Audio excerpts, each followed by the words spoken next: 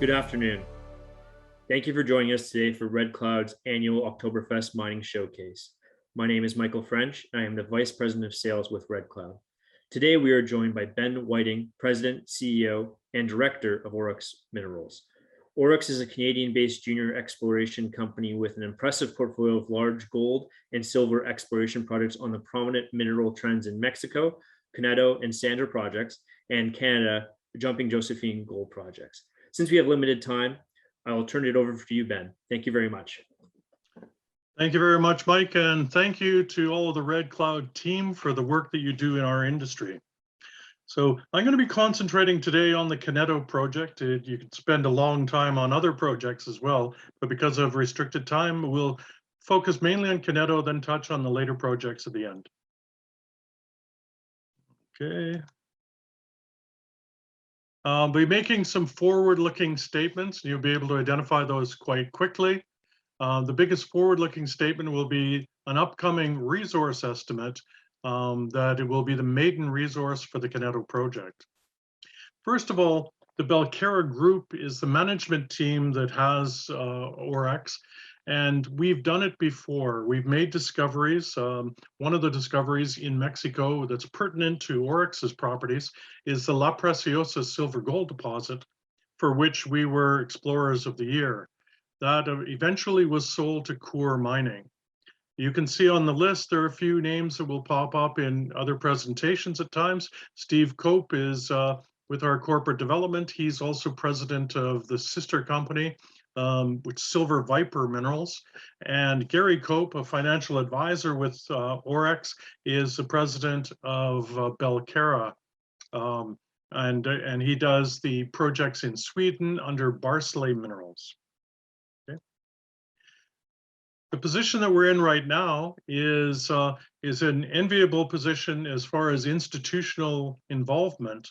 We have some of the big players in the precious metals side, Ingalls and Snyder from New York, or their brokerage accounts, US global investors from Texas, and Sprott from Toronto are all involved, and they're about 65%. The largest silver mining company in the world is Fresnillo, and they have an equity interest in Orex as well. They have 3% because of a joint venture that we negotiated with them. Management aligns our interests as well because we get involved in all of our projects, and we have about 15%. I point out one item here is there's one asset in Barsele Gold, which is a deposit in Sweden, because Barsele was a spin-out from Orex. When we split the company into two, shareholders got the benefit of both, but the net smelter return on that gold deposit in northern Sweden is part of Orex's assets. We have cash that is sufficient to do our projects as it currently stands. If a new initiative comes forward that we want to raise some more money, we certainly have people that are interested in getting involved. So the three projects, I'll be concentrating on the Coneto project, which is with Fresnillo, the #1 silver mining company in the world. Pan American Silver is the #2 producer in the world, and they're also our joint venture partner in the same state in Sandra. So Durango state is in the heart of the Mexican silver trend. It goes right through that area, whether you're down in Guanajuato or Zacatecas, Durango, up into Chihuahua and Sonora, that has some of the world's largest and very profitable mining operations. The town of Fresnillo is in Zacatecas. La Colorada is Pan American's, San Sebastian's Hecla, La Parilla's First Majestic. La Preciosa, you can see, was one of our discoveries. That's Coeur Mining now. You can also see further north around Sandra, Guanaceví is Endeavor Silver, La Pitarrilla is SSR Mining. So we are in the trend that has the big deposits. Very easy to get around, beautiful country to explore. This is the Coneto project here, and the village of Coneto de Comonfort. We have a little window of the lower volcanic succession, the host rocks for a lot of the standard type vein-hosted silver deposits in Mexico are hosted in the lower volcanic sequence. This window is 17 kilometers by 4 kilometers, and there are over 40 veins exposed in this area. The camp itself has over 450 years of mining history, but there are many areas that are unexplored by modern methods, and traditionally they only got down to about the water table. And so what we're looking at is the veins that were not produced in the past and also the deeper extensions, and we see that the mineralization does indeed carry on well below the water table. Fresnillo has spent over $6 million to earn their 55%. SRK Consulting is contracted to do the first National Instrument 43101 resource estimate, which is an important step in a project. Give you a sense for some of the veins on the property. They're gold and silver system. It's roughly 50-50 by value each. Some of these depths that you see here are down drill hole depths, and the one in Durango over 400 meters down, so that's a down drop block. We're still hitting gold and silver, some high gold in the Durango Alto. Santo Nino is one that is nearly 400 meters down the drill hole or 300 meters vertical, and it has high grade gold and silver, plus we're seeing base metals. So you've got these mineral changes as you go with depth as well. Very recently, we put out the metallurgical recovery. Excellent metallurgy, averaging over 93% for 5 of the zones that were tested, with the highest at 98.5, just conventional cyanide leach dissolution tests. Silver continued as well, got good results on those, and it was still dissolving with the dissolution tests. By the 96th hour, we were still getting some increases with the slope of the silver tests. So those are excellent results as far as the metallurgy and recovery on the property. Now, we did the metallurgy because we're heading towards a resource estimate.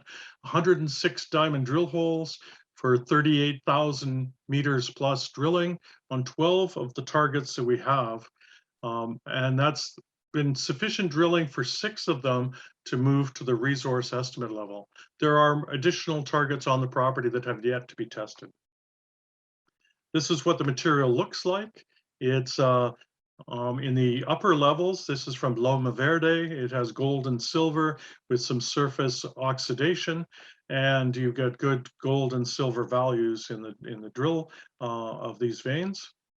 Deeper down, you're into the sulfide mineralization, and here you can see that it also has copper, lead, and zinc credits that would come in at that level, but some excellent gold and silver grades, and the texture tells us that this was the boiling level of that particular phase of mineralization. So you can have some of these telescoped as well, but this is a boiling texture that the geologists are looking for when they see these.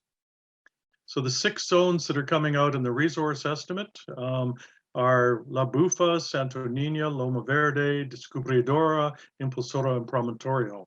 And they form these northwest-southeast vein systems. Some of the veins are more north-south as well.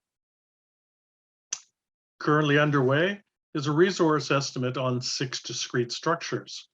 I say this as a forward-looking statement because the draft document is on my desk as we speak. I was hoping to get the results and be able to announce it here first, but I guess you'll just have to wait for a little bit longer. Moving over to another project, this is the Sandra project, and I point out that green dot in the center of the field, that's our drill rig. From an environmental viewpoint, we maintain a very low environmental impact. There are 64 drill holes on that hillside, and all of the roads, all of the pads get reclaimed. This is a Pan American Silver and Orex Minerals joint venture at Sandra as a 60-40 joint venture on a big land package. The geologists have just finished the mapping up in the Cerro Rojo area. On the Baleares areas where we previously made a discovery of a silver deposit and put out the first resource on that property a couple of years ago, we're seeing a mineralogical change from the Baleares, which is manganese oxides and hydroxides that are silver rich, plus the silver salts, bromargyrite and chlorargyrite. And as you move towards Cerro Rojo, you're getting into sulfides at a higher temperature. Here's an example of some of the silver assays from the Belarus deposit area. The very first hole that we put into the project started in mineralization from where we collared, from the first meter onward. And that was 61 meters of core length and 43 meters true thickness of 359 grams of silver. So that was a beautiful start to the Belarus discovery. Where we stand now is Belarus has a resource of 33 million ounces of silver at surface. And our target for the overall camp is about 100 million ounces. So we're about a third of the way to our property-wide scale target. The Belarus deposit itself is horizontal. It's a permeable crystallithic tuff. The fluids probably flowed laterally from a higher temperature, maybe towards Cerro Rojo, into this area. And there's a cap rock, and it made this disseminated silver deposit with some stringer zones as well. This is what the material looks like. Looks like concrete. The reason why it wasn't discovered before is because you don't have a lot of pyrite. You don't have the iron sulfides in this particular setting. And so it did not have a bright red Gaussian saying, look here. It looks like gray rock, but that upper left is 254 grams of silver per ton. There are some stringers that give you the high grade hits, like the 1.2 kilograms in the lower left picture there. So Sandra's silver project, where you see the truck, that truck in the top picture is on top of the Belarus deposit. In the distance is the Cerro Rojo, the reddish hill, and that's partly because the mineralogy changes as you head in that direction. In the lower left is a little artisanal mine, a family operation called San Francisco, and they hand cob, picking it up by hands, the shiny bits, put them into drums and send it directly to the smelter. So they are working with sulfide minerals that they can easily identify, hand separate, and send it directly to smelter. It gives you a sense for the silver endowment in this area. We're ready for a new drilling program on this project. The last project, I'll just touch on it, is called Jumping Josephine, and it's in the West Kootenay region, not too far from Castlegar. And in this area, we're 40 kilometers away from Teck smelting operations and Trail. This one, we may be looking for a joint venture partner or to option it out to one of the holders of lands nearby, where they could combine it with some of their projects to give it additional weight for an exploration and or production decision. So it's something that we're still in negotiations with a couple of companies for, but it's another nice asset in the company's portfolio. So current activities, Coneto, excellent metallurgy, maiden mineral resource about to come out. Sandra, its mapping's completed, diamond drilling program to commence. We have community engagement we can certainly discuss, and we're open to new acquisitions. So that's effectively the Orex story. Thank you very much. Wow, Ben, that's perfect timing. Went through a lot of information there in a short period of time. So very, very impressive. I see we have about a minute here. So I guess maybe lastly to re-highlight the key catalysts that are coming down. So your resource update, as well as just currently, what's your balance sheet kind of sitting at right now? And are you able to get through your program and the update for the rest of this year, or you potentially need to go to market in the near term? Yes, we have about $5 million in cash account, and that will cover any of the commitments that we have for this year. Next year is always another bright year, and there'll be some additional decisions to be made. Perfect. And then lastly, I know you said you're open for acquisitions.